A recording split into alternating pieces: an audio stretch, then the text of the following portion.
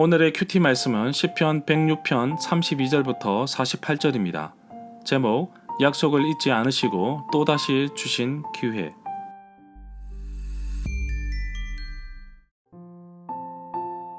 먼저 앞뒤 문맥을 살펴보겠습니다. 시편 106편에서는 이스라엘 역사 속에서 하나님께서 이스라엘 백성들에게 베풀어 주신 은혜와 손길을 보았습니다. 그럼에도 불구하고 이스라엘 백성들은 하나님의 은혜를 잊어버리고 살았습니다.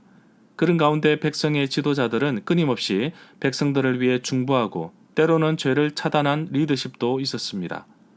문제는 가나안 땅에 들어와 정착하는 가운데서도 계속해서 악을 멈추지 않은 이스라엘을 보게 됩니다. 결국 징계를 받아 멸망에 이르게 됩니다. 그러나 여기가 끝이 아니었습니다. 하나님은 그들의 조상들에게 약속하신 그 언약을 기억하시고 그 약속을 잊지 않으시고 새로운 기회를 주셨습니다. 문단을 나눠보겠습니다. 32절부터 39절은 우상 숭배로 자신의 몸을 더럽힌 이스라엘, 40절부터 48절은 자기 백성을 불쌍히 여기시는 하나님, 32절에 보면 그들이 또 머리바 물가에서 여호와를 노하시게 하였습니다. 그들 때문에 모세가 어려움에 빠지게 되었습니다. 머리바라는 단어의 뜻은 다투다입니다.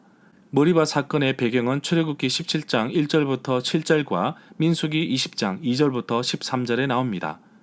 회중이 무리 없으므로 모세와 아론에게 모여들어서 모세와 다투었습니다. 백성들이 말하기를 여호와 앞에서 죽을 때에 우리도 죽었더라면 좋을 뻔하였도다 하며 불평을 쏟아내었습니다. 33절에 보면 어려움에 빠지게 된 이유는 그들이 하나님의 성령을 거역하자 모세가 기분이 상하여 모세가 함부로 말하였던 것입니다. 이스라엘 백성들이 반역하여서 주의 성령을 근심하였다고 말씀하고 있습니다. 이사야 63장 10절 상반절 말씀입니다. 모세가 기분이 상하여 함부로 말한 것, 망령되이 말한 것에 대한 말씀은 민수기 20장 10절에 나옵니다. 반역한 백성들에게 너희여 들으라, 우리가 너희를 위하여 이 반석에서 물을 내랴. 34절에 보면 그들은 여호와께서 멸하라고 명령하신 대로 이방 민족들을 멸하지 않았습니다. 하나님 여호와께서 이스라엘 백성에게 넘겨주신 이방 민족들을 진멸하라고 하셨습니다. 그들과 어떤 언약도 하지 말고 그들을 불쌍히 여기지도 말 것이라고 말씀하고 있습니다. 실제로 사사기에 보면 베냐민 자손은 예루살렘에 거주하는 여부스 족속을 쫓아내지 못하였으므로 여부스 족속이 베냐민 자손과 예루살렘에 거주하였습니다. 므낫세 지파도 그 땅에 이방 민족들을 쫓아내지 못하고 함께 거주했습니다. 35절에 보면 오히려 다른 민족과 어울려 섞여 살았습니다. 그들의 행위 풍습까지 배웠습니다. 여호와께서 이스라엘 백성에게 이방 민족을 멸하고 그들과 어떠한 언약을 맺지 말 것을 강력하게 말씀하신 이유는 이방 민족들의 풍습뿐만 아니라 이방 민족들이 숭배하는 우상까지 받아들이기 때문입니다. 사사기 3장 5절에 보면 가나안 여러 족속과 함께 어울려 사는 것을 볼 수 있습니다. 결국 이들은 여호와 앞에서 악을 행하고 자기들의 하나님 여호와를 잊어버리고 바알들과 아세라들을 섬겼습니다. 36절에 보면 다른 신들을 섬김으로 인해 여호와를 진노케 하였습니다. 이스라엘 백성들은 여호와를 버리고 바알과 아스다롯을 섬겼습니다. 이스라엘 백성들은 사사들에게 순종하지 아니하고 오히려 다른 신들을 따라가 음행하며 그들에게 절하고 여호와의 명령을 순종하던 그들의 조상들의 행하던 길에서 속히 치우쳐 떠났고 그와 같이 행하지 아니하였다고 말씀하고 있습니다. 이미 여호와께서 이스라엘 백성에게 가나안 땅에 있는 이방 민족들을 내쫓지 아니하고 그들과 함께 있을 때에 그들이 올무가 될 것이라고 미리 말씀하셨습니다. 사사기에서는 이것이 옆구리에 가시가 될 것이라고 말씀하십니다. 37절에 보면 심지어 자기의 아들, 딸들을 귀신들에게 제물로 바쳤습니다. 열왕기하 16장 3절에 보면 이방 사람의 가정한 일을 따라 자기 아들을 불 가운데로 지나가게 하였습니다.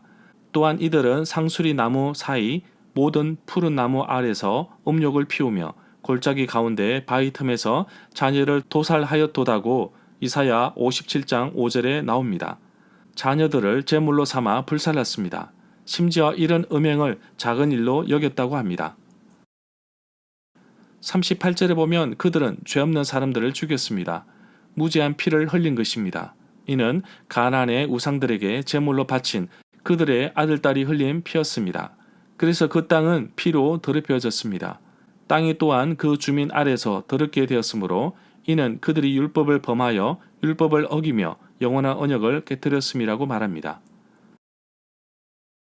39절에 보면 그들의 이러한 행동으로 그들 스스로가 더러워졌습니다. 그런 행동, 우상을 섬김으로 음란하게 되었습니다. 음란하게 되었다는 것은 자신의 몸을 더럽힌 것을 말합니다. 이스라엘 백성들은 그들의 조상들의 율례를 따르지 말고 그 율례를 지키지 않았습니다. 그래서 여호와께서는 백성들에게 그 우상들로 말미암아 스스로 더럽히지 말라고 명령하십니다.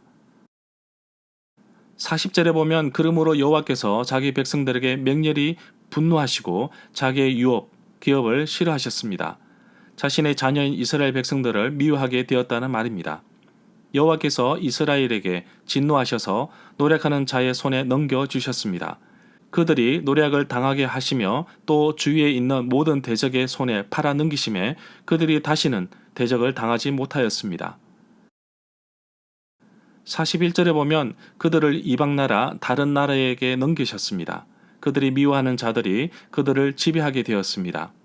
그들 이스라엘 백성들을 미워하는 자들은 적국을 말합니다. 좀 더 구체적으로 접근하면 북왕국 이스라엘을 멸망시킨 아수르, 아시리아, 남왕국 유다를 멸망시킨 바벨론으로 보고 있습니다. 42절에 보면 원수들이 그들을 억압하고 힘을 억눌렀습니다. 그들은 그 권세 아래에 복종하는 신세가 되었습니다. 가나안 왕 야빈이 철병거 900대가 있었는데 이스라엘을 20년 동안 심히 학대하였습니다. 그러자 이스라엘 자손은 여호와께 부르짖었습니다. 43절에 보면 여호와께서 그들을 여러 번 구원해 주셨지만 그들은 자신들의 생각대로 계속해서 거역하며 자신들의 죄악으로 말미암아 점점 더 죄에 빠져들었습니다. 대표적인 사례가 바로 사사기 전반에 나옵니다. 결국 자기의 죄악으로 인해 낮아짐을 당하였습니다. 레위기 26장 39절에 보면 너희 남은 자가 너희 원수들의 땅에서 자기의 죄로 말미암아 쇠잔하며 그 조상의 죄로 말미암아 그 조상과 같이 쇠잔하리라고 말씀하고 있습니다. 44절에 보면 그러나 여호와께서는 그들이 신음하며 부르짖을 때 그들의 고통, 고난을 살펴보아 주셨습니다. 이스라엘 자손이 여호와께 부르짖을 때 여호와께서 한 구원자를 내세워 백성들을 적들로부터 구원하게 하셨습니다. 바로 사사기의 사건입니다. 45절에 보면 그들을 위하여 주께서는 자기의 언약을 기억하시고 크신 사랑으로 뜻을 돌이키시어 그들을 불쌍히 여기셨습니다. 여호와께서 그들의 조상들과 맺은 언약대로 1000대에 걸쳐 명령하신 말씀을 영원히 기억하시는 분이십니다. 그러나 이스라엘 백성들은 애굽에 있을 때에 주의 기이한 일들을 깨닫지 못하고 주의 크신 인자를 기억하지 아니하고 바다 곧 홍해에서 거역하였다고 말씀하고 있습니다. 46절에 보면 마침내 주께서는 그들을 포로로 잡아간 자들이 그들에게 자비를 베풀게 하셨습니다. 역대하 30장 9절에 의하면 너희가 만일 여호와께 돌아오면 너희 형제들과 너희 자녀가 사로잡은 자들에게서 자비를 얻어 다시 이 땅으로 돌아오리라고 말씀하십니다. 여호와는 은혜롭고 자비로운 분이십니다. 라고 말씀하십니다.